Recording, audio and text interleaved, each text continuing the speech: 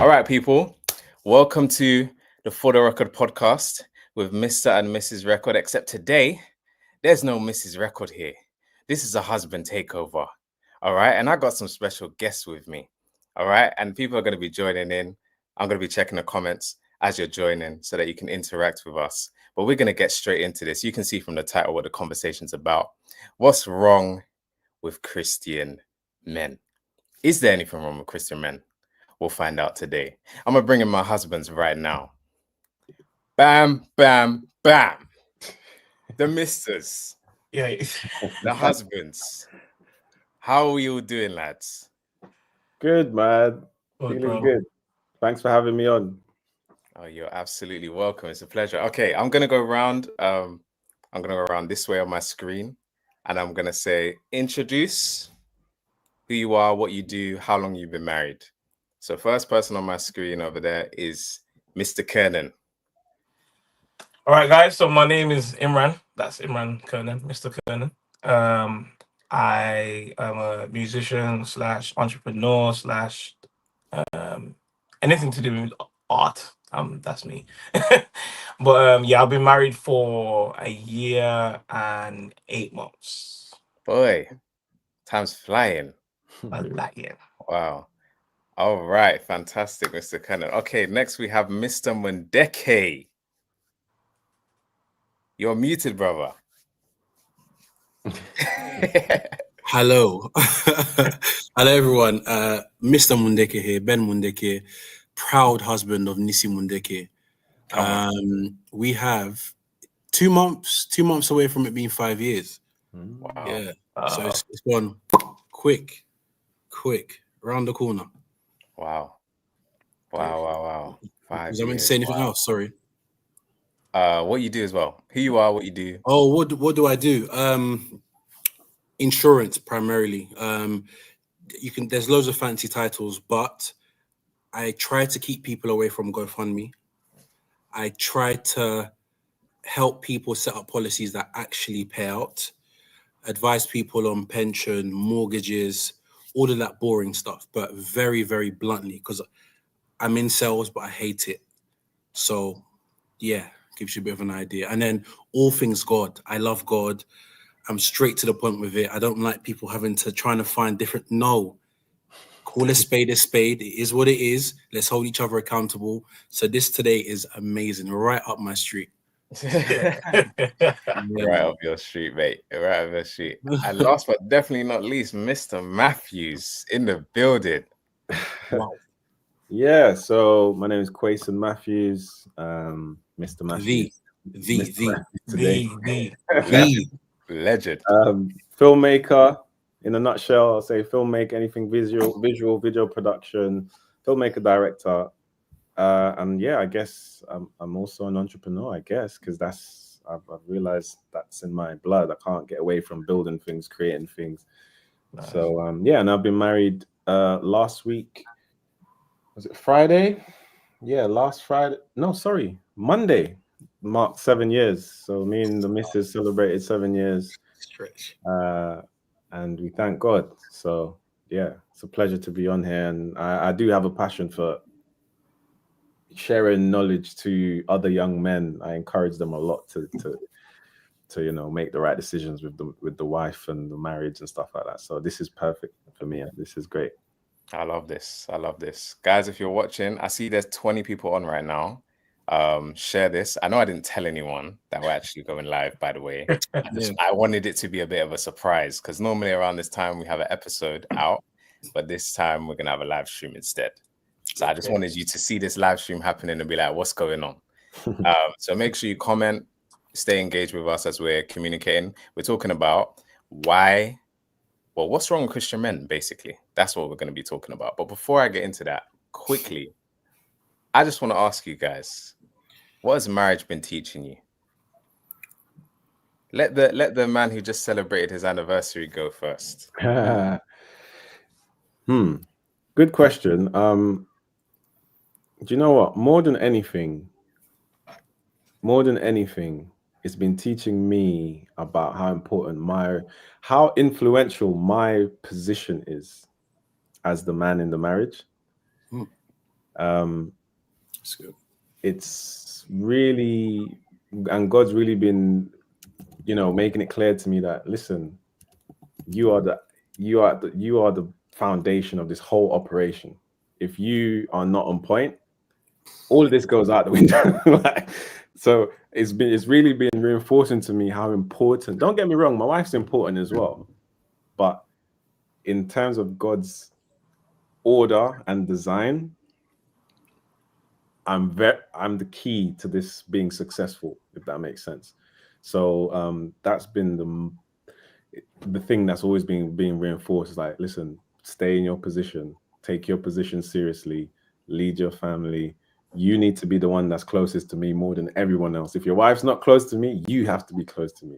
If whatever you have, the buck stops with you. Do you know what I mean? So Everyone's if my wife's going crazy, you have to be sane. Like, like the bar is that's what I've clocked. Like the bar for me, I can't afford to indulge in certain things. I have to be like this, because if I fail, everything fails. Do you get me? So that's what I've learned over the past 7 years more than anything. Boy, everyone was nodding as well. So you already know that.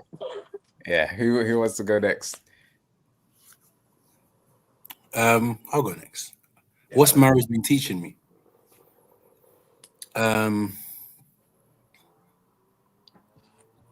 That communication is key. So came into marriage. I came into marriage and I said to Nissi, every month we need to have a what do I call it? How have I gone blank? We basically have a marriage review every month, right? And on the marriage review every month, when the other person is giving their review, their good and bad, you can't complain. You have to sit and listen. You know what? It's not a listen to respond. You're listening to listen. And it's just taught me that, yes, I've always been pro communication. There comes a time where my wife has really received this communication thing, and sometimes you're like, damn, I feel upset. Well, guess what, Ben? You've got to communicate. But it's taught me also, what marriage has taught me is, through I make it very intentional to speak to a lot of men about marriage, right? And I've really come to know most of the issues we face in our marriages is communication. And then what happens is, because there is a lack of communication, problems that were minute in size compile in size, and then you get a boom. You get a big explosion. And what both individuals then fail to understand is that, yes, the boom came because of this current problem, but look behind this current problem. There are multiple problems that just weren't dealt with, and they can be dealt with very, very, very easily just through communication. Another thing as well is I've learned how amazing it is to be blunt and honest and transparent. 1 week into dating my wife at the time, I remember telling her at Waterloo Station, I said, "Baby, your breath stinks." And that was one of the most amazing things that ever happened in our relationship that became a marriage, because she was offended. She was very offended. And I said, listen, as your husband to be, if I can't tell you your breath stinks, then who can? Facts. Who can? And for those who know the marriage that myself and my wife have, there is no barrier. There is no barrier. I remember one time telling my wife, this is another thing, and then I'll leave it here. I remember saying to my wife, I love women. I love women.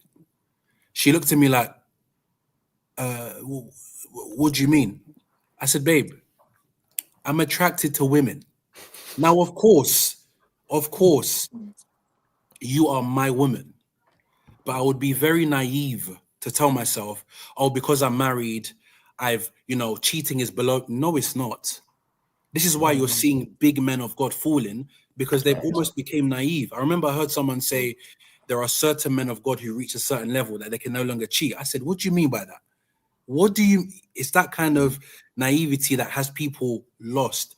And I said that's obviously the initial statement I said to my wife was shocking, but then I explained it and she was like, oh no, I understand. So we have some blunt, honest, transparent conversations you wouldn't believe. My wife knows everything. I don't care. I don't care, because if I was to lose her, I wouldn't care. You know, my life things wouldn't matter. I need her to know everything. There's no barrier. There's no secrets. Here, take it. Have everything. But yeah, I'm here, man. I'm here. Yeah, that was amazing. Mr. Kernan. I think for me, one of the things that I've been learning in marriage, and I spoke to Sterling about this countless amounts of times, is the art of what dying to self looks like.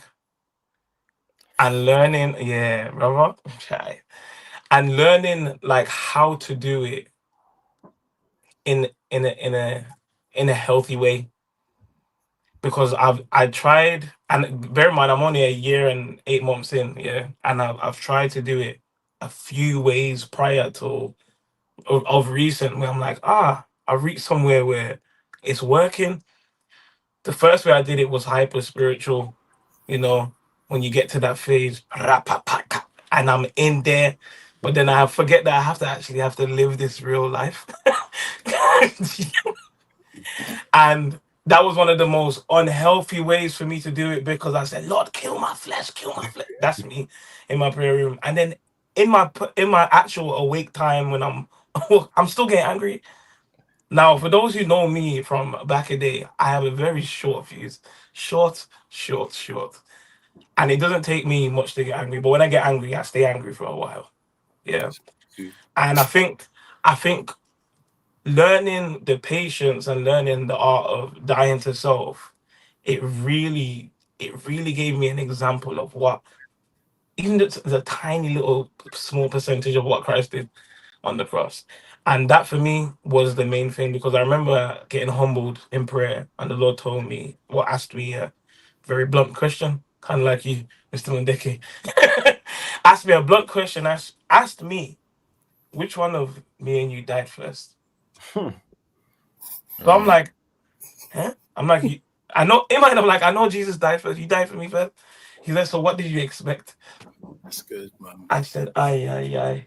That's amazing. And then he took me to a scripture, and the scripture actually said, for us, as like, he was talking to I think he was talking to the disciples, or the communion of people, saying, if you handle your obedience, the Lord will then visit everybody else's disobedience once you've handled your obedience.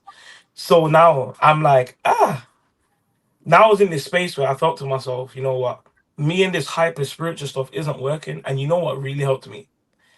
I went to a counseling session. Me and my wife sat down, and the lady, she's like a mom to me. My name's Pastor Yvonne from New J Church in Birmingham, and she ripped into me. Hey! She told me how it was, blunt as day, but I prefer that. I'm that person, like, just to give me the realness. I'll deal with the emotions later. Give me the realness. And she told me a very vital thing. She said, no one can make you feel anything. I said, my. That's good. And I sat with that for the rest of that meeting. Whatever I did in the situation that happened, because it was a crazy situation, it was an explosion, yeah. And whatever the situation didn't even matter anymore, because she's giving me a revelation that I'm like, that's it.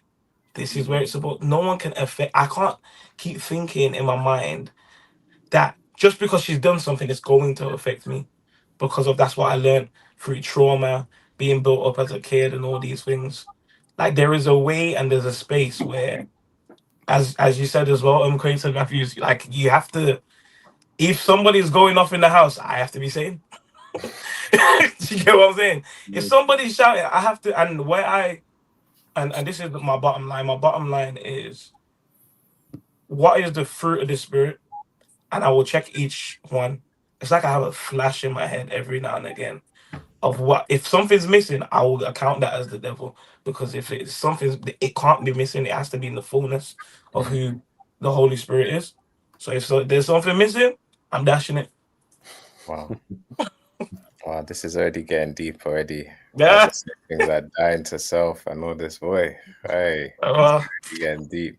Mr. Okay. Record, can I throw something out quickly that just came to mind? Yeah, I know you like to go off the program. I No, know. it'll be quick. It'll No, be it's quick. okay. It's okay. I trust you. Take be us. quick. Take us somewhere. Take us. Just a conversation in the office this week with fellow men, right? He was discussing how he's having a big problem with his wife. And I said, looking at the Bible, we are called the head. You know, we are the head, right? In the marriages, right? So if you are the head and, you know, certain things are flowing from you and the fruits that are being, you know, brought out and shown are X, you know, so the different characteristics that you're saying you don't like of your wife, your woman, whoever, then what does it say about you? So, because every time, I think Mr. Matthews said it in terms of influence, right? I think we really underestimate how much influence we have over our wives, you know, that don't require verbal words, just action. Do you understand? And when we understand the influence we have in being silent, in being all these different things that don't require us to speak, we'll realize that a lot of the things that we do not like in our wives, our women, whoever you're dating, comes from you, oftentimes. Just something to pull out there and see what comes of it later. Man, It's true. that's deep. Any comments on that? That's deep. Yeah, I think it's accurate. I say a lot to guys. I say like, because I know guys who, fair enough, it takes two to tango, but if ever a guy is in a situation, oh, my wife's doing this, my missus is doing this, I'm like, listen, I hear that, but what are you doing? You get what I'm saying? It's always like when I hear a guy say, oh, but she's this, she's that, I'm like, I hear that. Trust me, I hear you loud and clear. Yeah. But do you get me? So it's like it always goes back to you, and this is what I mean, where men have to understand their position. It's like their head is not just this thing. Like, understand what comes with that. You know, and it's like, because we get a little bit of it, like, yeah, we're meant to lead, we're meant to do this, we're meant to provide, but then there's this other element where it's like, oh, I have to really take all the L's. Okay. I am the L taker. It's not about you winning. It's not about you winning. Is you learning to take the L's and say, you know what, for the sake of peace. He said, I'm an L taker.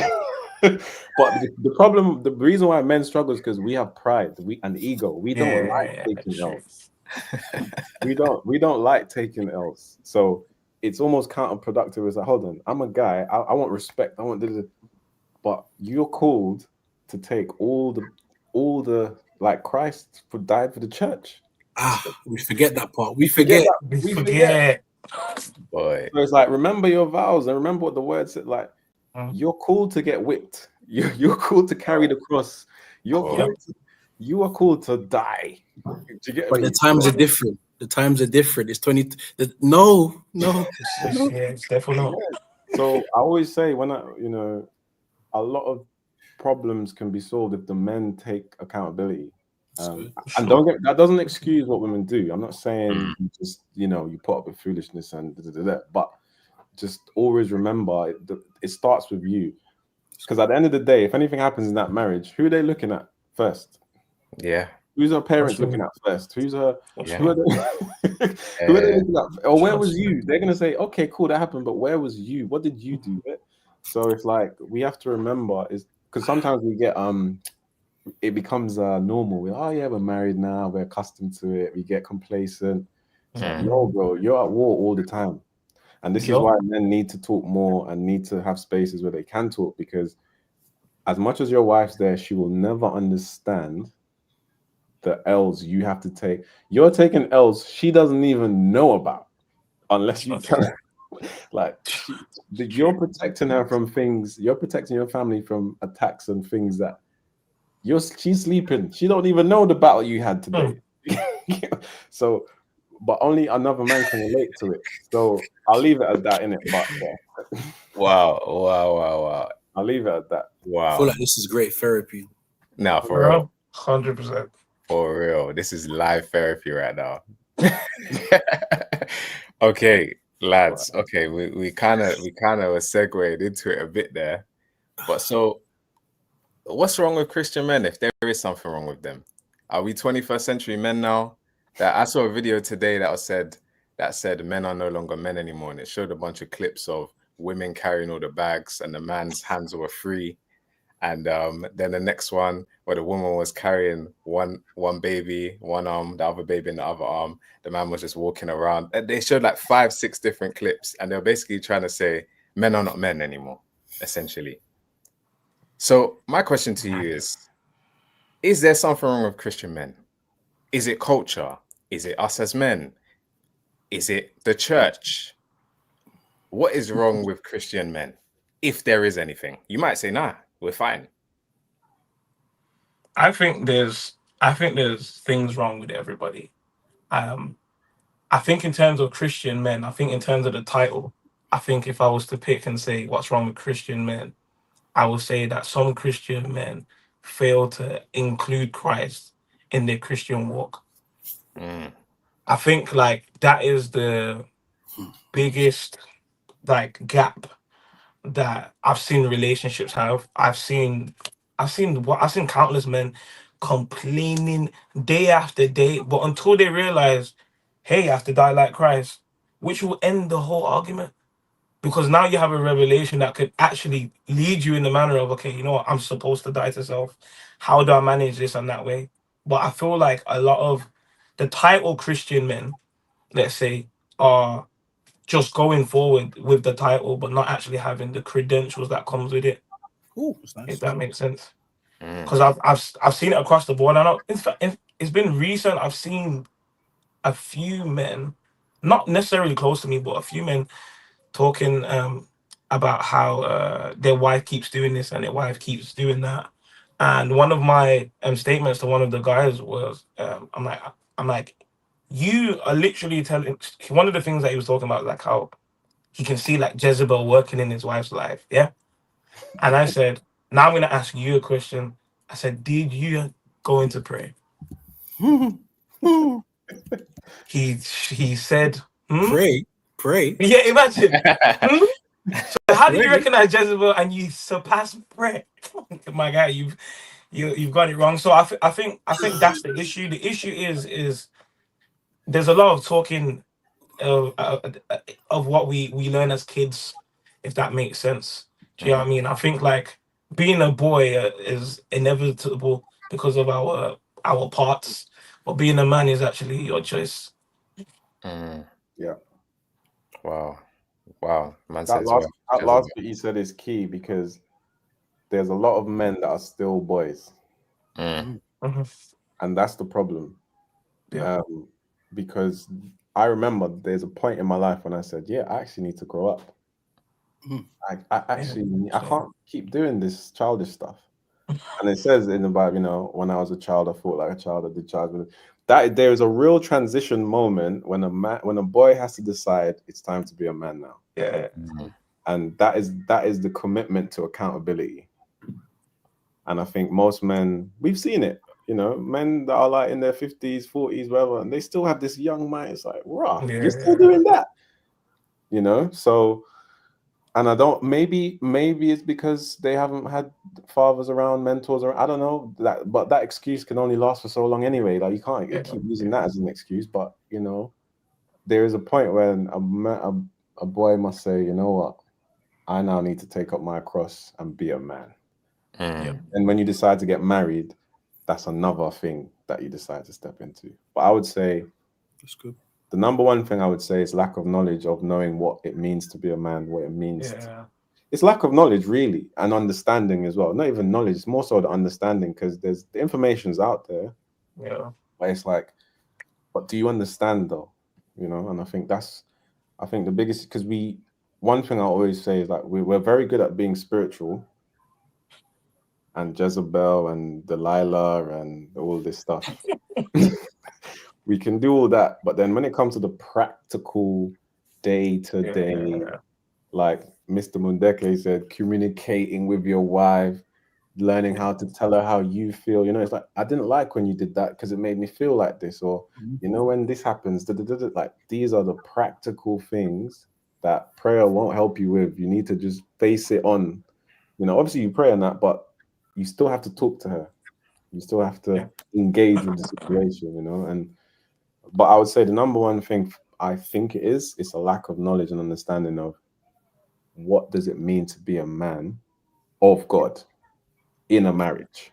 Good. Those are all different, you know, different things. So that's what I'd say the problem is with Christian men. Like, we're too spiritual and not practical, and we don't know what it means to be a true husband. Okay. That's leading somewhere in the sense of, okay, what does it mean for the singles out there? What does it mean? The men watching this, or the women who are maybe dating men or gonna be dating men, what should they be looking for? What does it mean? Boy. Where do we begin? I think we need to. I'll go back a step just to say what's wrong, and then come into it. What's wrong? There's not a singular thing, of course, but a few things that I've been thinking about for a while, haven't really fleshed out in my mind or looked into it. There's no there's a lack of wisdom transfer from generation to generation.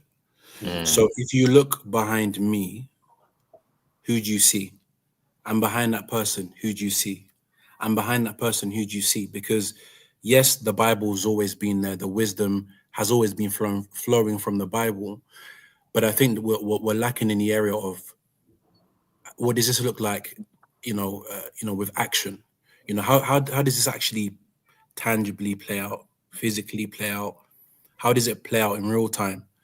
I think men have a very bad circle of accountability. So instead of you telling your guy, listen, that is low grade. So I've had to tell my guys this year, what you've done is category Z.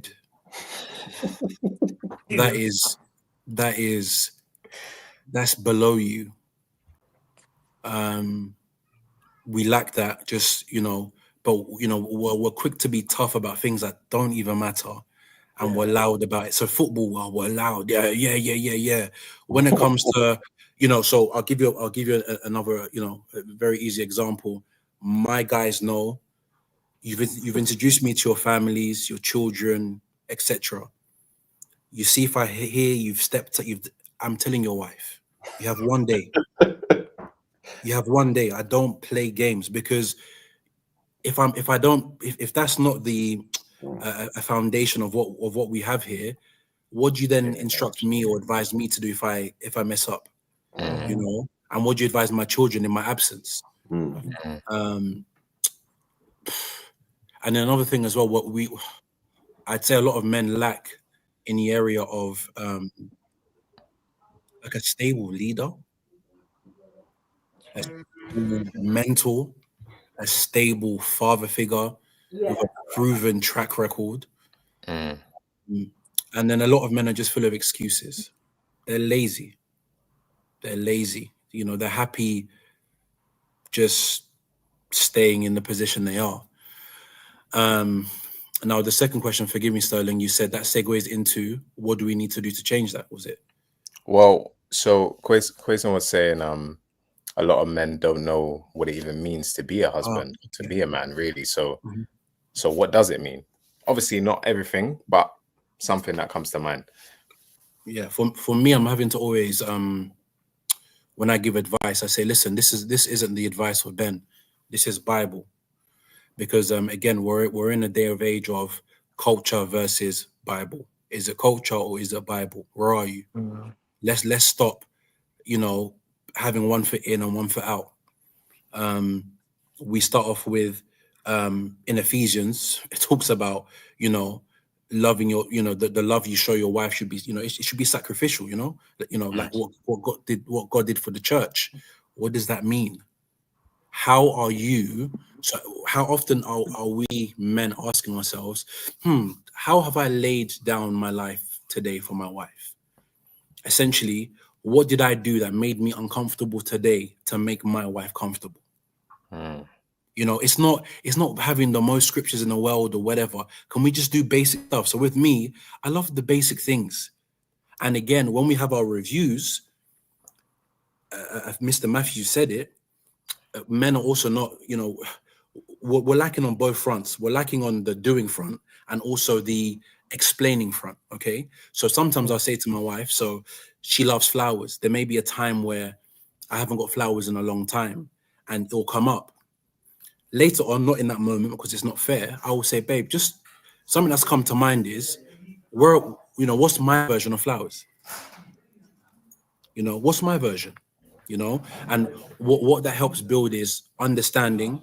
It helps further your understanding of it as well as your wife's. But it's then allowing you to build on a good foundation, because the foundation you're building on is scripture. Now it's a case of I want my flower to be better than your flower. Oh, now we start going, okay? And every now and again, when there's a hiccup, we go back to the word again. Ben, what did you do? How was your love sacrificial to your wife this week, this month, and so on and so forth? I think we should just go back to scripture, keep things nice and simple, agenda free, and build from there. But it's the little wins, because it's always in the same way that we sometimes look down upon the little things. It's those very little things that come together, and then boom, you get one ant. They can't really do too much. You get a colony. Oh, they're moving something big, and it's that same sort of thing. Hope it makes sense somehow. Yeah, that's good. That's good. Mr. Kernan, Imran, I don't know if you still need to go in a couple minutes, so I need to check. How you doing? Probably in about, I think, 10 based. Let me see. 10? It seems to still be, probably like 10 minutes, I think. Yeah. Okay, I've got a whole bunch of questions which I sent you guys beforehand. For the sake of the person in the chat, though, let's do this. Should a man be fully healed from their mother wounds / father wounds prior to pursuing a woman and considering marriage? No. Yeah, I was gonna say no, though. Yeah. I'll let you go first. I'll explain later. I'll just say one thing. It's not about being fully healed. It's about being fully explained. What does that mean? I may have a wound that I carry because I lost my father. It was traumatic. Yeah. It's not about being fully healed. It's about being fully explained. Have you fully explained to your wife where you're at, how it makes you feel? That then gives her a chance to identify certain triggers, identify certain patterns, identify flaws, and she can work with it. So, for example, that's it. I don't know how else to say it. I don't think I'll fully heal from certain things. Yeah. And I think it's naive to also think that you just arrive, because when you think you've arrived, you then become complacent, and then you can find yourself straight back there again. I think. I don't know. Yeah. I'll piggyback off the back of that. I think also that I don't think you can even understand the type of healing that you really need until you get into that environment where you realize I really need it. I think for example, me, in terms of whatever wounds I had, I think the beauty in that is building a space that's safe enough for both of us to work on our bruises, our heels. I'm gonna patch you up this time. You know what? You patch me up this time, and we understand each other. So we, as Mr. Mundeke said, that it's a matter of understanding each other. Do you get what I'm saying? So I feel like I think personally, I think it's impossible. Personally. And I think if you're trying to heal everything before you get there, I think you have a weird distorted view on life that somewhere it looks perfect and nice and Disney. No Disney. Yeah. I'll jump in as well. I think this is are they saying before pursuing? Yeah, before pursuing a woman or even considering marriage. My goodness. I would say no. I would say no. You don't need to be healed, because speaking from myself, I was wounded while I met my wife. I was still healing from certain things while I was, getting to know my wife, and she was part of the healing process. So she helped me to heal faster. Do you get what I mean? So, but I do think you need to be aware of your wounds. You can't be ignorant to them. You need to know what they are, so at least you're aware of them, and you're actively working to, to heal from them. But you could meet someone that actually helps make that process a lot quicker, and that's what happened with me with my wife. Like her her nurturing love and all that stuff. It helps you, as a man, and you'll still have a scar. You'll still have a scar. So your wound, you'll have loads of scars that remind you of that place and that time you felt like this and that thing you went through. You'll always have a scar, but you can be healed, and meeting someone along that healing journey can actually help you. So you don't have to wait.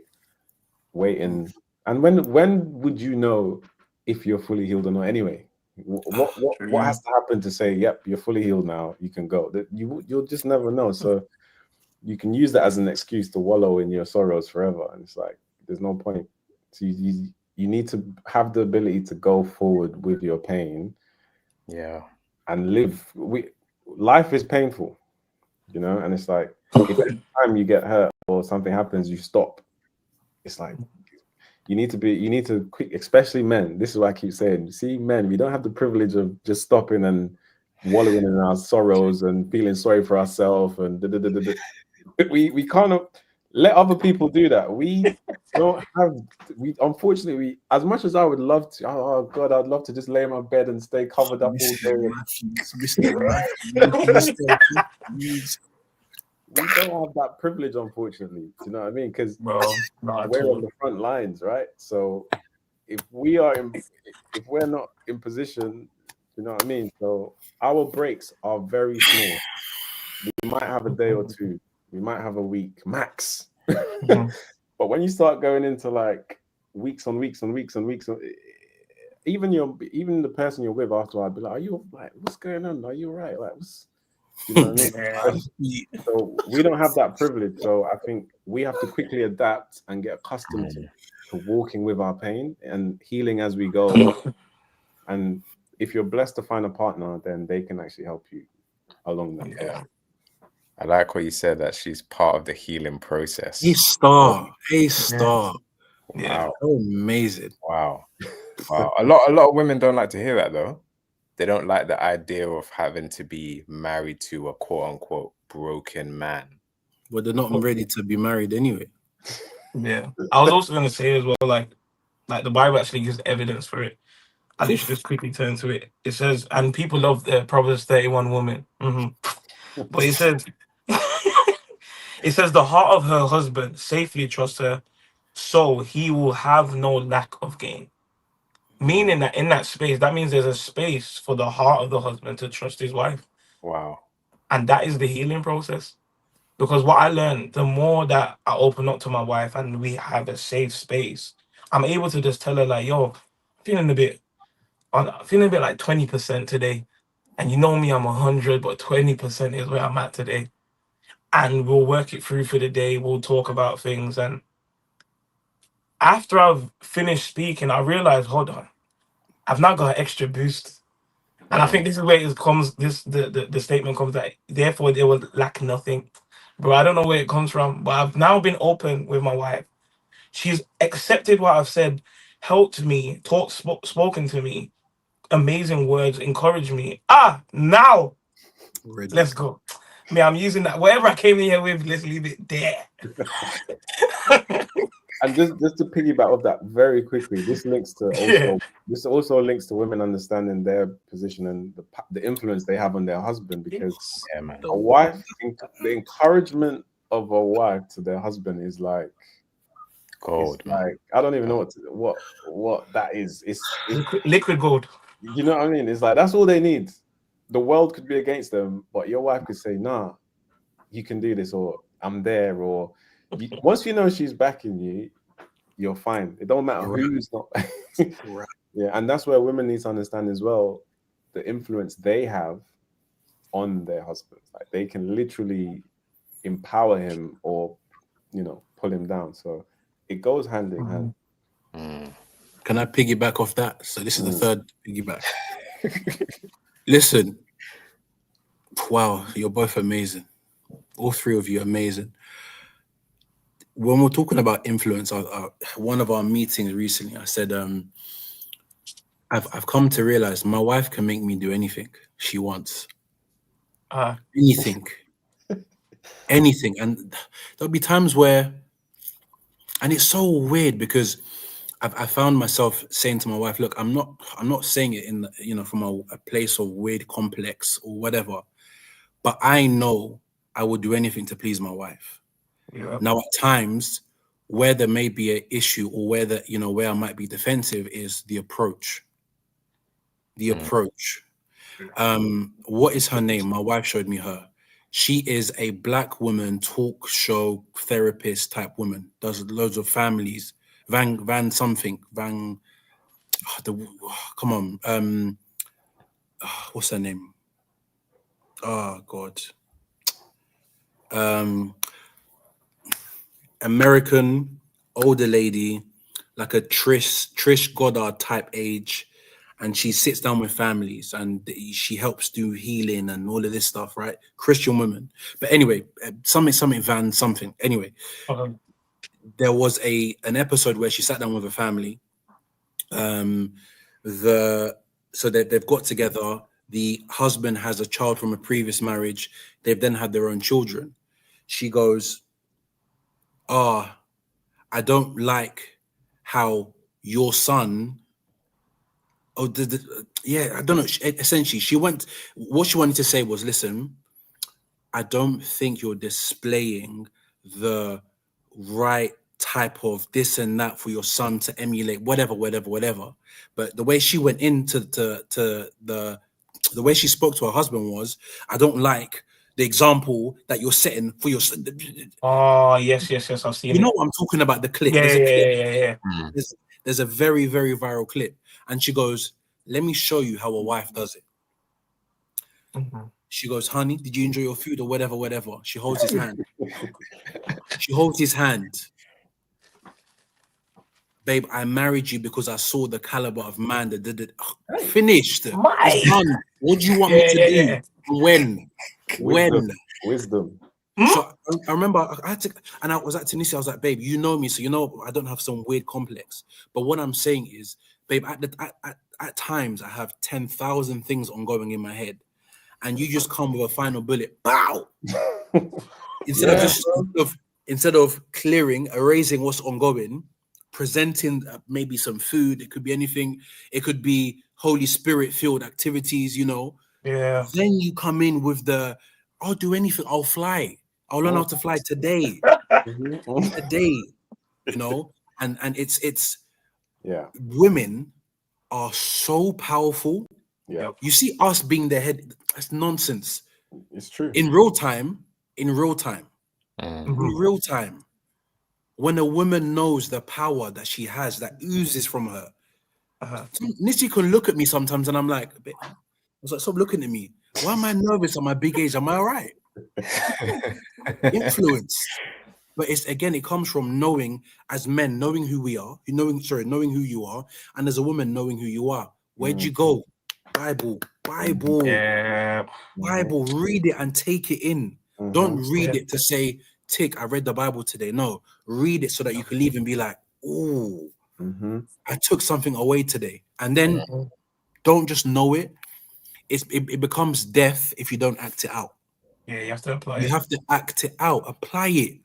Apply it. Discuss it. Applying it might not be in that very moment. It might be you call a brother and say, hey, bro, I've read this. What'd you think of it? Work it out. But yeah, something like that. Nice. Something like that. Deep. Real. Deep. The women are powerful. They don't even know. And this is why in the culture, just quickly, you see men versus women, because the enemy knows once they actually, if we actually understand how we're supposed to complement each other, there's nothing we cannot do together. There's nothing. But the enemy's job is, men are this, women are this. You see it all the time. It's like, all you see is like, yeah, you don't understand what a woman is, and you don't understand what a man is, and you as a woman don't understand what that means, and you as a man don't understand what that means. So you've got this button heads like we're meant to be enemies, or men do this. It's like, yo, you're talking to the person that's going to complete you. You know, you need to understand the power you have as a woman and power you have as a man. Because once those two connect, bro, like there's nothing. As it says, one can chase 1,000, two can set 10,000 to flight. You see that union between you two is like there's nothing you two can't agree on earth, and it won't be done. Like you're unstoppable. So the devil knows that though, so he's trying to keep us separate. He's like, no, we can't let marriage work. Marriage cannot work, because if marriage works, that's God's original design and intent. That means his will be done on earth. We can't allow men and women to understand who they are. Let's disrupt this as much as possible. And that's what we see. Yeah, so, true. You know, true. There's a lot of power hidden in marriage. It's a mystery, as it says, you know. So wow. We've got a question here. Let me bring it up. This is now bringing it back to the mandem. Do you guys think that Christian men let each other get away with too much? And this starts with backing my guy mentality from a young age, but I worry it doesn't stop there. I'm gonna tell your wife, don't go to me. Yeah, you did mention 100%. But does most guys have this mentality? When you look online, it sounds like most people be turning a blind eye to. No, weak. And what's the foundation of our friendship? What is it? Most men are afraid to tell their fellow friends, "You're weak. What you done today?" Or category Z. Yesterday, I had to tell off one of my guys. Yes, I said, "Listen, you have every right to be emotional, but you don't have any right to say what you just said to me about your wife." What did I mean by that? It wasn't the fact that there was no issue with him telling me and getting it off his chest to tell me. The issue was I had to make sure that I stunted that thought from becoming an action or from becoming a conversation or a statement that reaches his wife or reaches someone else's ears who wants to destroy what they have. Wow. You know, and again, I don't care if you never call me again, because you felt this, you felt that. I'm 10 steps ahead of you. Because for me to be your friend in the first place, I know where your mind is. I know you can catch me at level 1 before I get to 10. What is being said is true. It's so true. Most men are weak. I don't want to. Most men are yes men. It is what it is. That's why with me, I know a lot of people. I don't have a lot of friends. Because the way I grew up, my dad called a spade a spade. Parents' evening, I'm upset with Ben's thing. Bow! My dad hits me in parents' evening. No games. Don't play no games. That's how I was raised. So I don't have time for these. What do they call it? Is it like shallow friendships? I don't care about these shallow things. I need a friendship that's gonna better me as a man. I have not arrived as a man. I have. You are your brother's keeper, man. You are your brother's keeper, bro. 100%. We're meant to sharpen each other. I need you to sharpen me. I'm far from it. I'm far from it. Now, if I have these low life categories Z, not even people, behavior. If I allow these behaviors around, it will. Guess what will happen? It's influence. Yes. It will influence me one way or the other. As it says, do not be fooled. Bad character. What's it? Bad company destroys good character. So yeah, that's facts. Yeah. That question's even annoyed me. It annoys me so much. Annoys me. Weak, man. Weak. Sorry. So why do you think it is that there's men out there that have more loyalty to their friend than their wife, for example? Childish. Yeah, that's it. That's literally it. How do we get there? They haven't grown up. It goes back to what I was saying. Where it's like there's a point where you have to decide.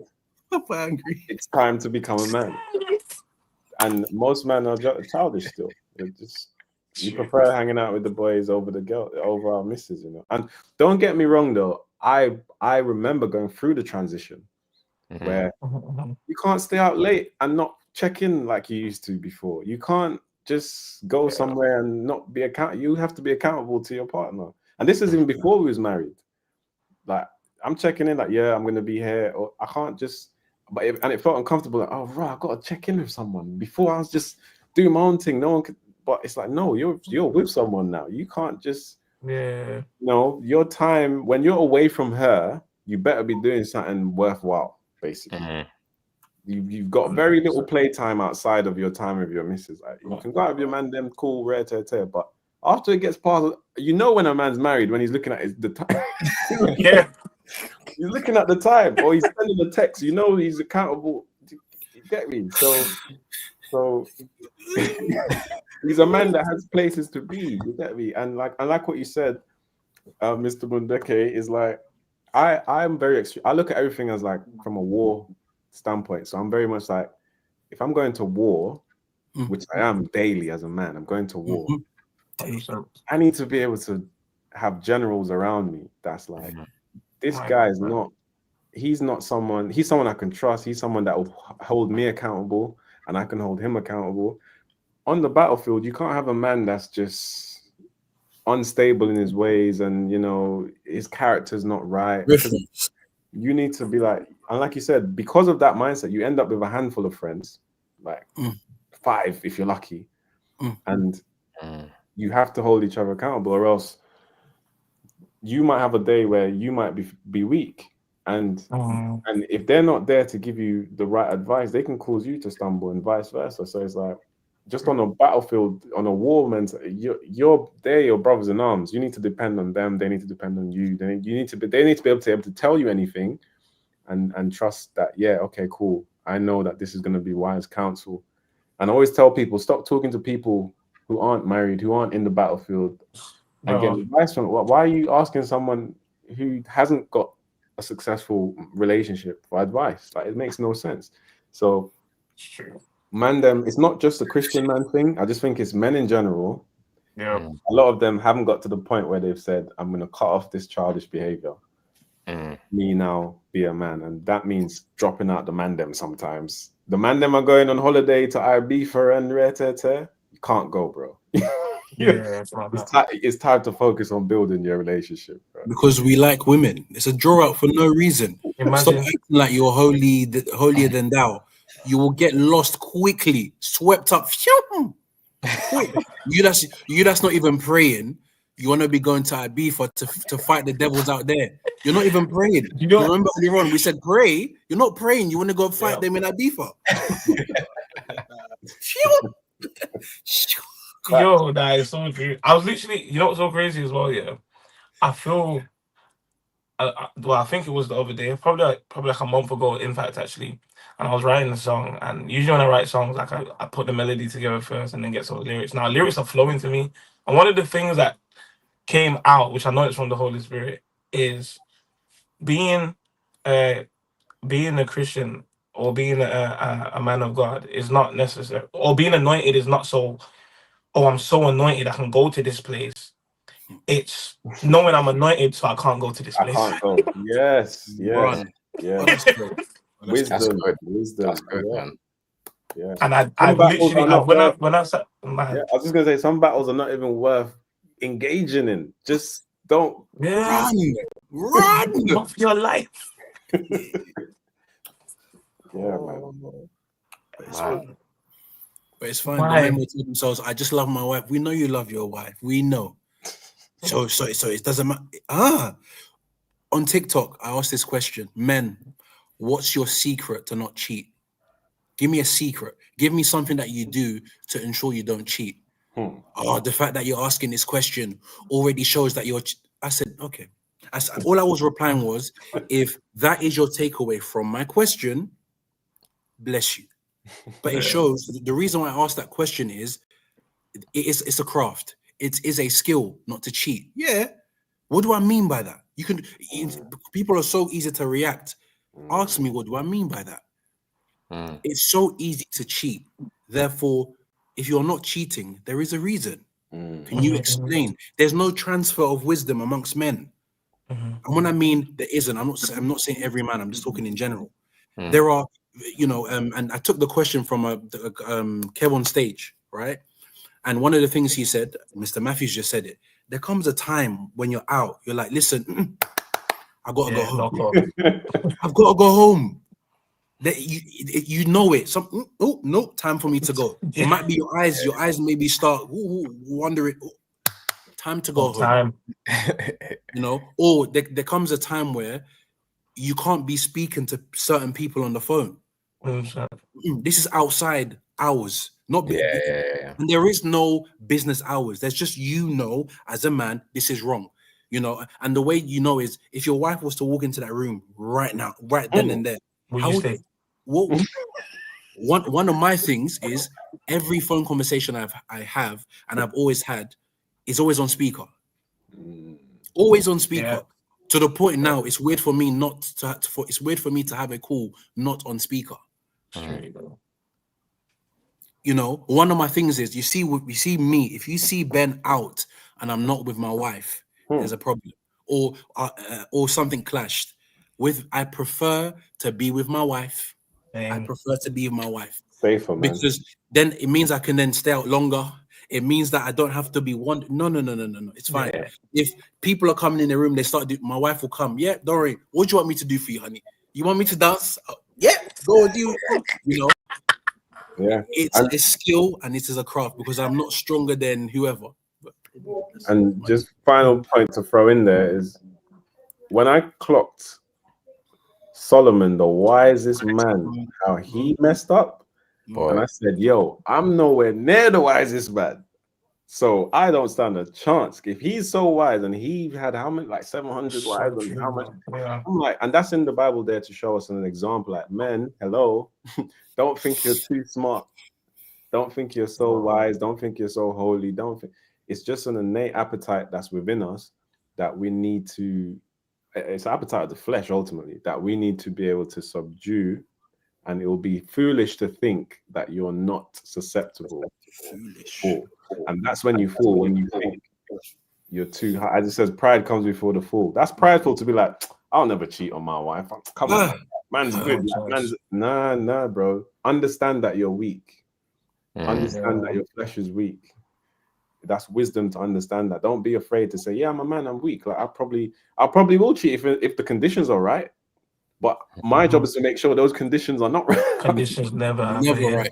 Yeah, exactly. Because every man in the right conditions has the chance of cheating.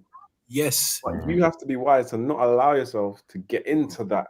Once you start seeing these things start aligning, like the time, the tone of voice, the this, the that. No. We're entering into red territory. So yeah, we need to, be on guard. So that's what I add to that. That's great. That is wow, that's amazing. I was gonna say, I was having a conversation with Mr. Mundeke like a week ago. I was in my house. I think it was 3 weeks. I hadn't seen my wife now. Longest time I've been apart from my wife. I'm going mental. I'm going crazy, bro. I'm talking to this guy. I don't even remember what I was saying right now. I can't even lie. I don't even remember. Bro, you're pouring. I was going crazy in my house, like to the point where I don't even want to go outside. I'm actually going mad. Like I'm going mad fully. I'm barely even going down to the gym, coming back up. I'm actually going mad. I'm just talking to him, and I was just, thank God I'm in London now, so I'm with my wife now. But that time away, you see what you guys are saying? Like even when it's one day, and it's like you can tell, yeah, I need to go see my wife now. That 3 week period, I'm telling you, I was going crazy, absolutely crazy, to the point where I'm thinking I don't even want to go outside because I don't even know what's out there. I'm already feeling mad. I'm waking up. I'm waking up angry, basically. I'm just waking up upset. Now you want me to go outside and face the world. I'm upset already. I just woke up. So yeah, man. And bro, this is me being totally honest. There's times where I need to talk to myself, be like, I love my wife. I have my eyes are only for my wife. I love my wife. Like, Yes, sir. You know, Yes, sir. I tell myself like, because bro, Oh, let's God. be real, bro. When you're Play outside, games. you minding your own business. I'm driving or I'm at the gym, and it's just boom, boom, boom, boom, boom, boom. And if you're not, I heard one guy say, I watched something and he said the first look is free.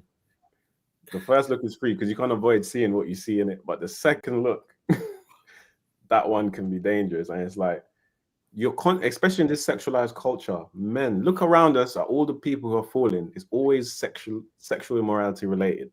The men that are falling. It's so, you know, and it's like, again, it's reminding us of our weakness. And it's just talking to yourself and being like, Lord, thank you for my wife. My wife is the most beautiful woman on the earth. I only have eyes for my wife. You tell yourself this because it is a battle in the mind.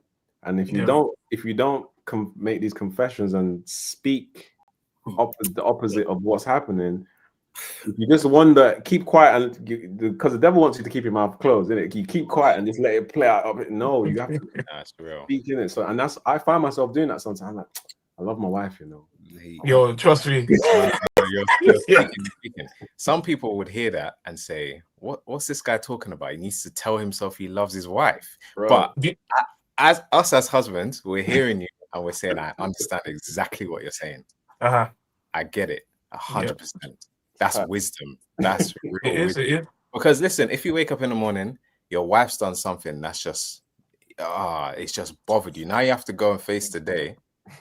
You'd be lying if you said that like someone saying something to you doesn't hit in a different way if you don't keep your mind in the right frame. Yeah, 100%. Now you're thinking, my wife might not even be replying to me today because she's upset with me, and now this random person is giving me all the attention in the world on this day, the day that me and my wife had this argument. Now, what am I going to do?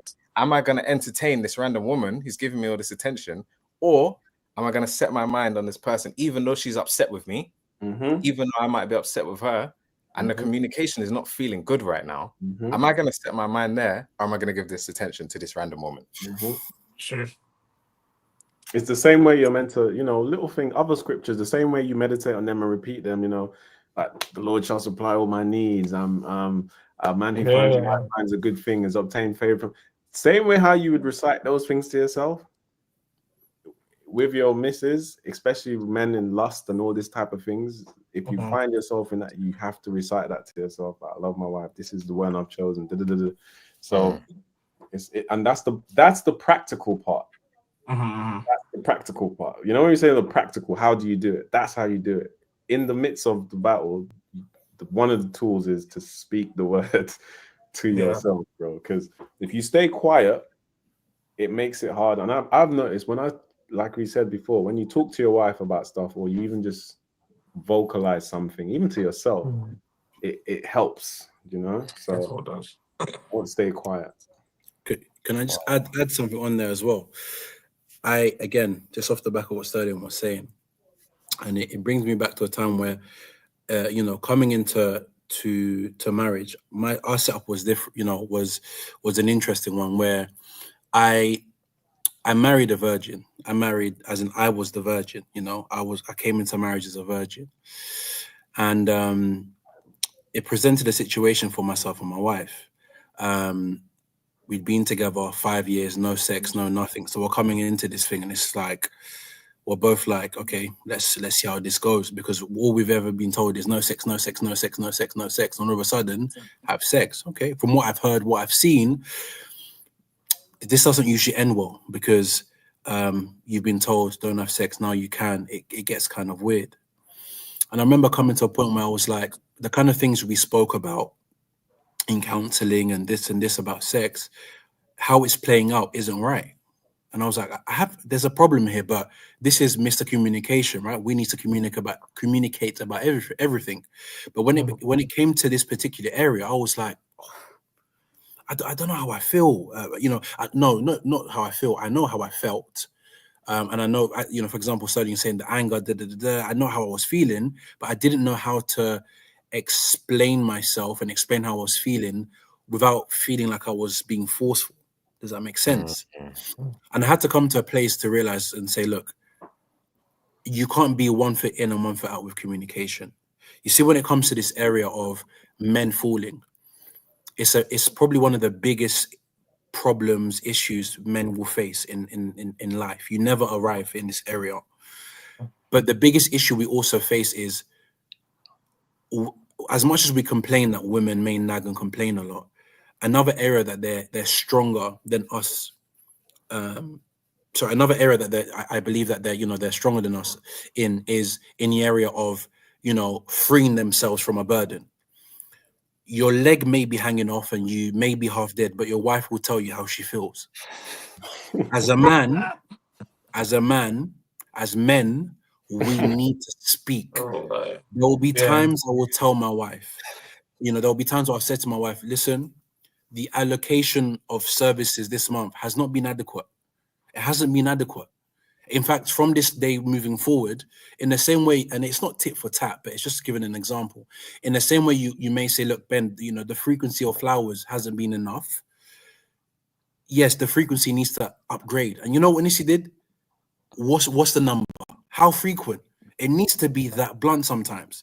And again, it comes from freeing yourself. You need to speak. Men need to speak, because we're so weak at times that we won't speak to our wives, but we'll go speak to Auntie Jezebel down the street. Boy. And Auntie Jezebel will be available. Boy. But when it came to this area, I think it may be another whole phone call. When it comes to sex, again, I'm having to learn this on the job. Why? Because there's no passing of wisdom from a previous generation. I'm learning it on the job. God is assisting, but there should be people who've gone through what I've gone through and can plainly say whatever. There was a question my wife asked a minister's wife. They're related, but they focus heavily on marriages. It's Pastor Kingsley and Jesus, his wife. I can't remember. Anyway, she plainly said, listen, when it comes to sex, you need to, as a woman, you need to free yourself from responsibility. Categorize the sex. At times, it might be maintenance. At times, it will be, I don't know what other word she used, sex. At times, your husband just needs to do what he needs to do so that he can breathe. Because at times, I think the lack of it affects my breathing. I've got a headache at the back here. And I'll say to my wife, listen, I don't want to feel like this. I was made like this. And in the same way that only I can buy you flowers, because anyone can buy my wife flowers. It won't make her as happy as when I buy her flowers. So I can go anywhere, but I've chosen to stay here and only get it from you. Yeah. It's not what's the word? In the same way you need affirmation. Babe, I need this. I need it to help me breathe. But at times, as men, we're so weak. Listen, we're having this conversation, and I'm sitting there, and I'm like, I feel I've never felt more naked in my life. I'm like this big oompa loompa of a man, and I had to. But guess what? After the conversation, I felt so free. Before I spoke, I was crumbling. But I wish there was a man who sat me down before and said, son, this is how it's gonna go. Boom, boom, boom, boom, boom. This is how you do. Where is it? Where is it to be found?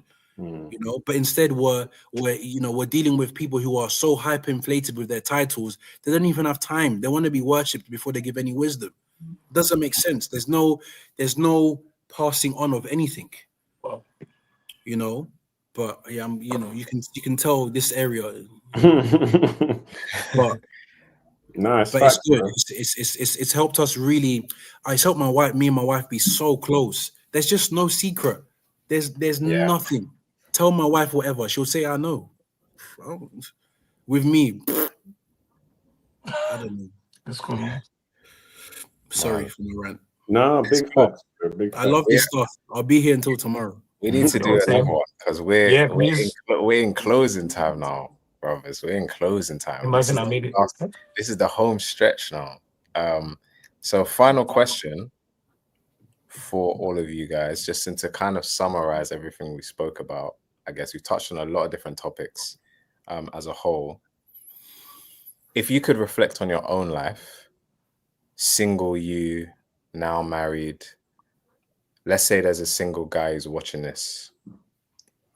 based on your life experience, Wow. what's a part of single you that had to die, essentially, you personally, depending on how vulnerable you can get to be who you are today?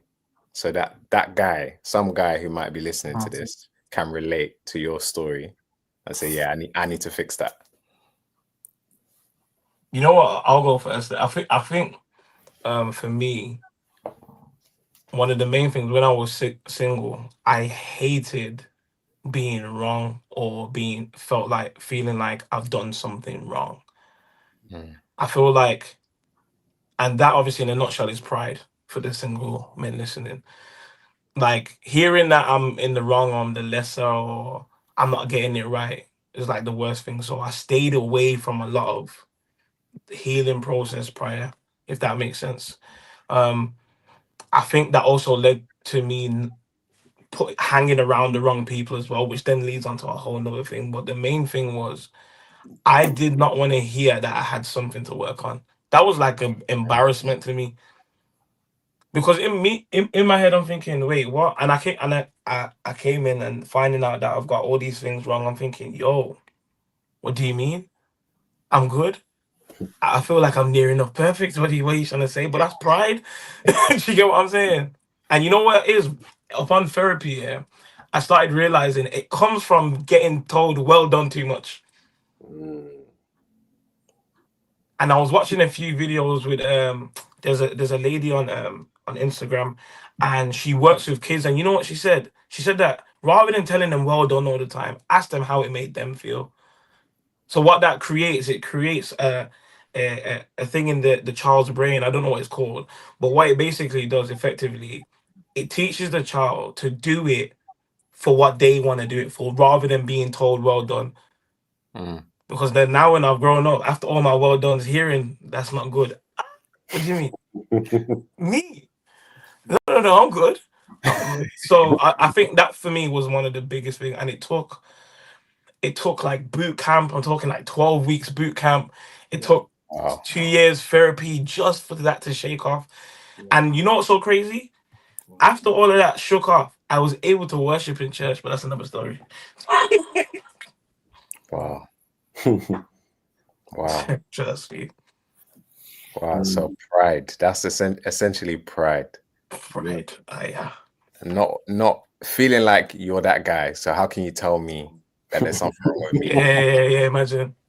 Because I was told I was that guy for so long in everything. Your streams were popping as well. So how could she tell you?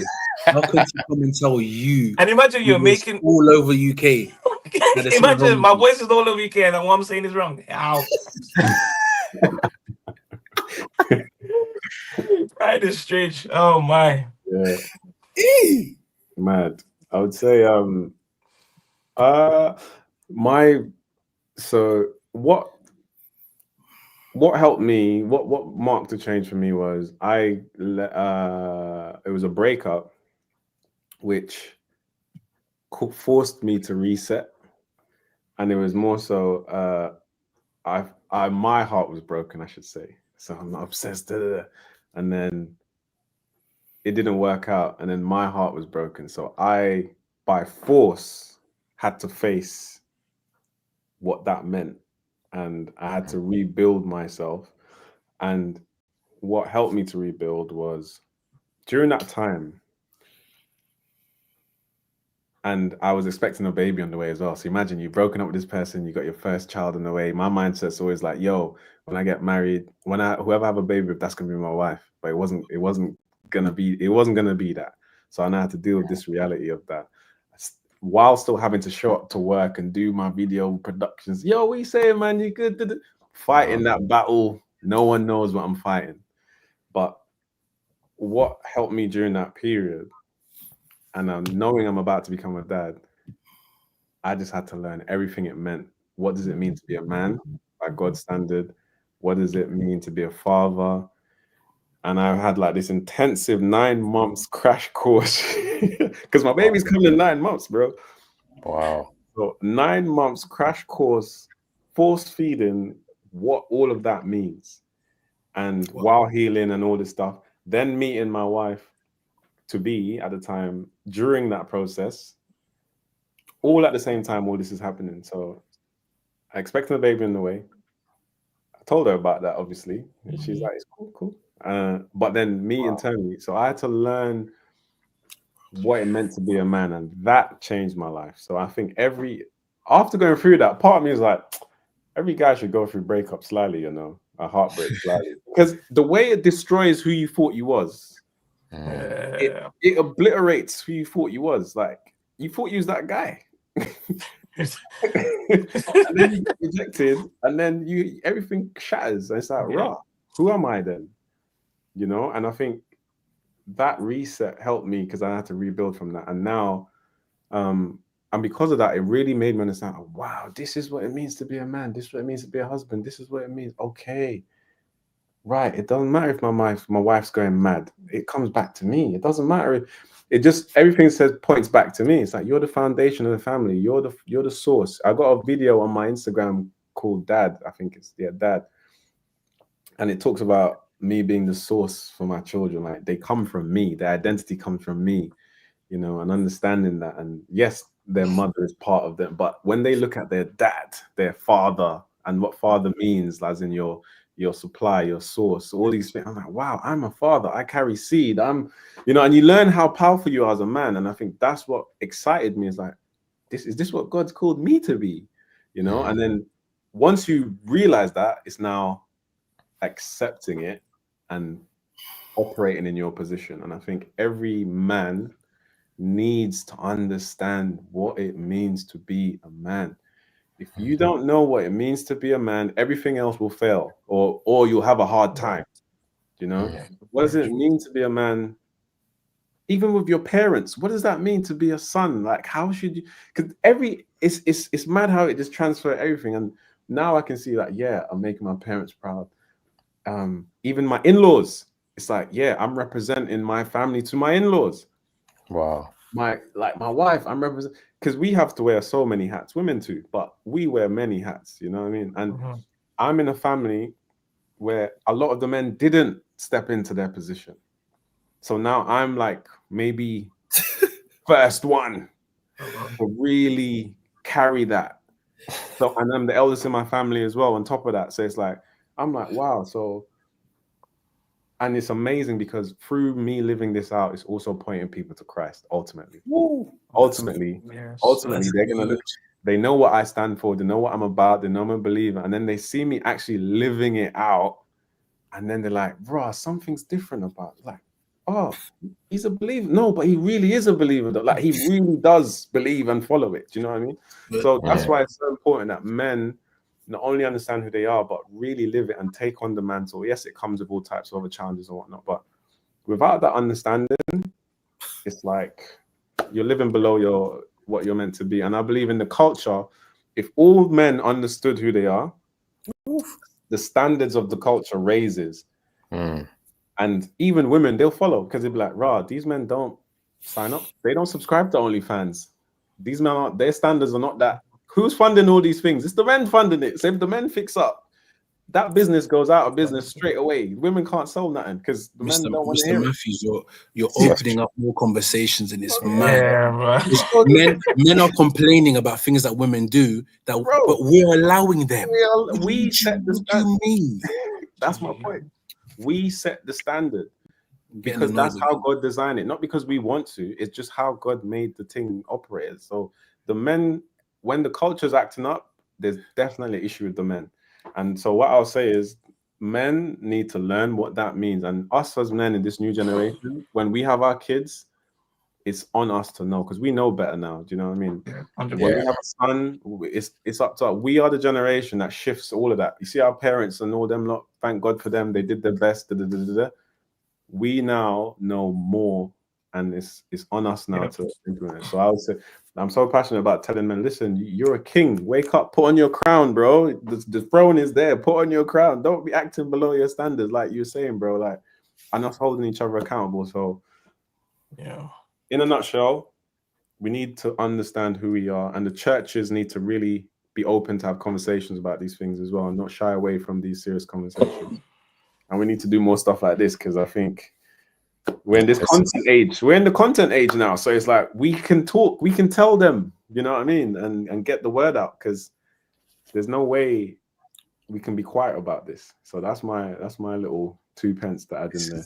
This is good. This is good stuff. So for you, your manhood journey, I guess, birthed from a breakup. You basically had to rebuild your life. I was destroyed, bro. I was dead.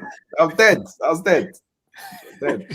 I had my first sleepless night because I had heartbreak. Like, my heart hurt so much, I couldn't sleep that night. Wow. And then I stopped eating. You know what I'm saying? I'm talking to God, and one thing the Holy Spirit kept saying was, "This will pass. This will pass. This will pass." But I had to go through it. I was like, But yeah, you need sometimes pain. You know, what can be birthed from pain is very powerful, and I think we need to. Yeah, I just think, yeah, man, men, we don't understand our power. We really don't. We really don't.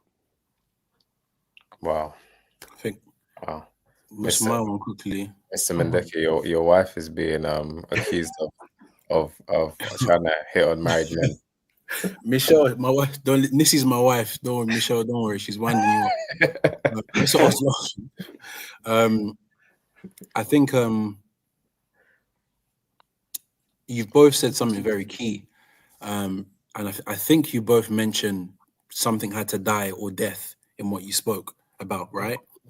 And I swear to you, it's here, right? I wrote it straight away. The first thing that came to my mind when Sterling asked the question was, some deaths are your lifeline. Right? And here are a few different ways, and we're going to, tie it into the Bible as well, right? A few different ways for it to be said as well. Certain endings become the beginning of your survival. Some losses are what keep you alive. Some deaths bring forth your life. Sometimes what dies is what allows you to truly live. Now, we serve a God who has a proven track record, whereby a situation presented death or failure, and he turned it out for our good or for something good. Jesus died on the cross. He died on the cross to give us what? Life. That's one example. That's the biggest example. So going back to Sterling's question, I'm trying to remember the exact question. You said, can you ask the question again just so I can finish the point? Let me see. Can I even remember it? What's a part of you that had to die? I think I said this. From single version of you to get to married version. So the reason why that statement came up was because I had to, not necessarily what had to die, but something that I had to learn really quickly was that death didn't mean failure, and death didn't mean the end. And, death didn't mean the end, essentially, right? So I remember growing up always feeling like, always encountering difficult situations, whether it be breakups, whether it be the passing of my dad, whether it be the breakdown of their marriage, so many things. And I was just like, God, what are you trying to teach me? But I realized that for me to become Ben, when I was growing up, my dad always used to say to me, there will be a day when you understand why I'm telling you what I'm telling you. And that day came when he died. And on that, I met my wife. I always get this wrong. I believe either 1, 2, or 3 weeks, and then my dad died. So we started dating, and 1, 2, 3, one of those, I can't remember if it was 2, 3, or 1, he died, and then boom, it was literally a week or 2. So a week or 2 into me dating my wife to be, my father passed. But that presented me with a situation where there was death, but an enormous amount of knowledge now had to be activated. Because what my dad did struggle with was, I've taught you all of this growing up, but he kind of made it hard for me to live it out, to act it out. But when he passed, you're the man now. You're the man now. The man. And if we look at in the Bible, I'll give you 4 scriptures and everyone can kind of go do their own research into it. Romans 6:5. So the death of Jesus became the lifeline for all humanity. Without his death, there would be no eternal life.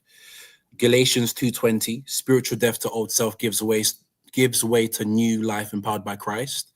Matthew 16:25. Dying to pride, selfishness, and worldly desires is actually our lifeline. So death equals lifeline.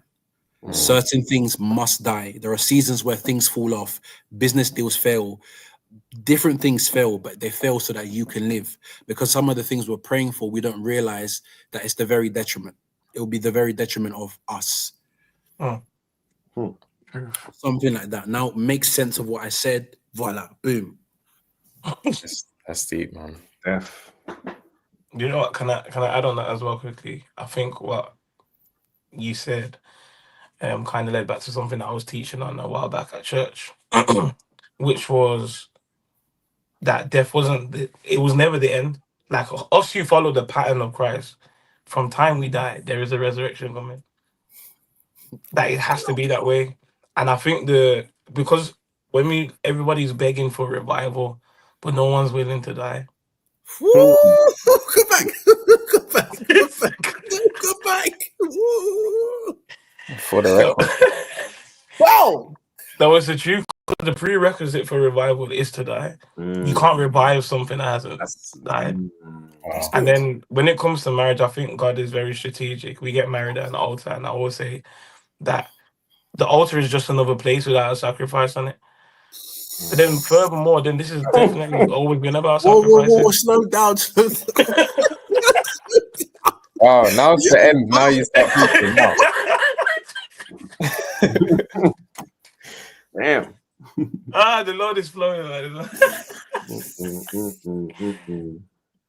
Nah, but it's the truth. When you actually look at it, like God doesn't do anything that's accidental. That's good. And when you realize that this is just another place without a sacrifice on it, it's inactive. So yeah, you see that is understanding and wisdom, and that's what when people decide to get married. Oh, I want a relationship. I want to get married. You're signing up to die. You're signing up to die. Do you understand that? Like people don't understand.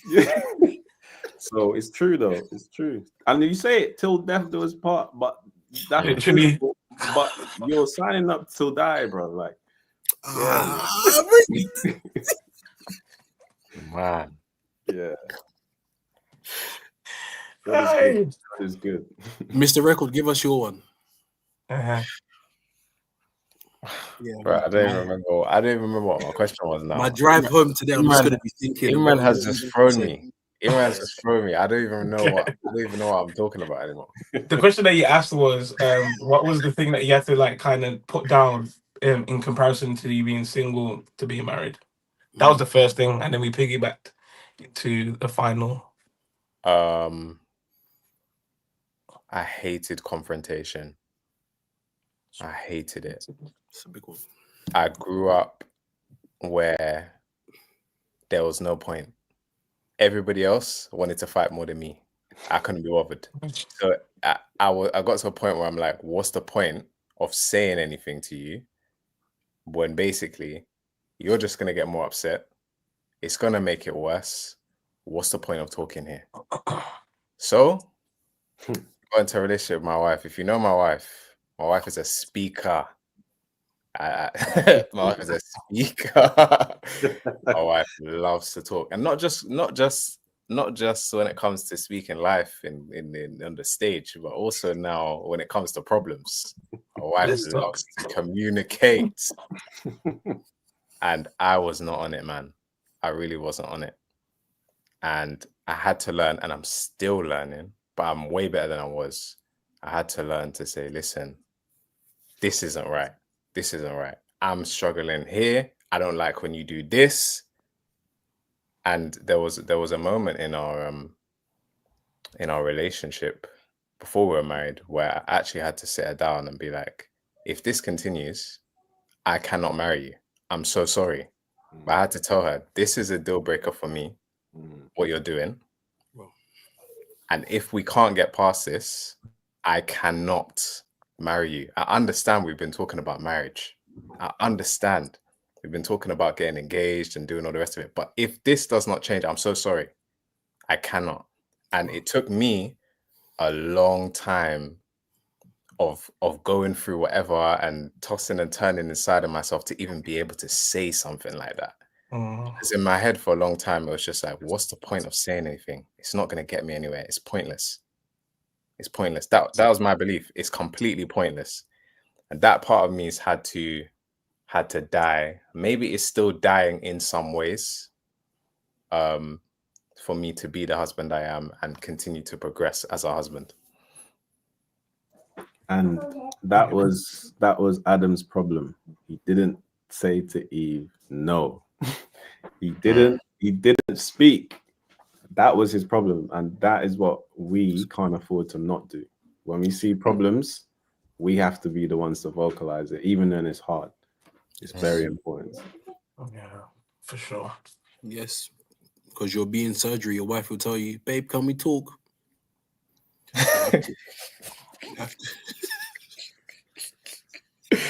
It's funny because it's true, man. Oh man. Wives, they're amazing. They are absolutely amazing. Nah, they are, man. I'm here trying to calculate, if I say it now, like what if she reacts this way? As soon as my wife is feeling something, boom, bang.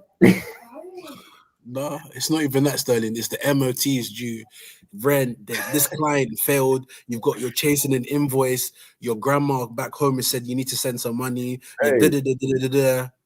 Oh, babe, like, I'm a bit upset. Oh, what's happened? You didn't buy me flowers. Ah! Auntie, please. Do you know the Giants I'm fighting? You're talking to me about flowers. No, but yeah, I hear it. Man. But we love them. We love them. They're amazing. They are, man. Absolutely. We need to do more of these, clearly. No, for real. Yeah. Please, when you change the heading, put part 1. Yeah, I'm gonna have to put part 1. That was amazing. This is amazing. This is amazing. I hope you guys are enjoying in the comments. I'm seeing different women saying that they're taking notes and things like that. So yeah, hopefully we help somebody today. But guys, thank you so much. Thank you, Sterling. Thanks for having us, man. Just for context, by the way, for all the viewers, I asked these guys a couple hours ago.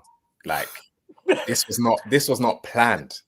I literally just picked up my phone. Hey, guys, are you free? 7:30, and we're here. So I appreciate you guys so much. I don't know what you had planned, but thank you for making time for this. Well, the Lord made a way, so it's true. Powerful stuff, man. We'll be back. Definitely, we'll be back. So yeah, guys, enjoy your evenings. Thank you everybody for watching. We had like 60, 70, a whole bunch of people live, and it's gonna get a whole bunch more views.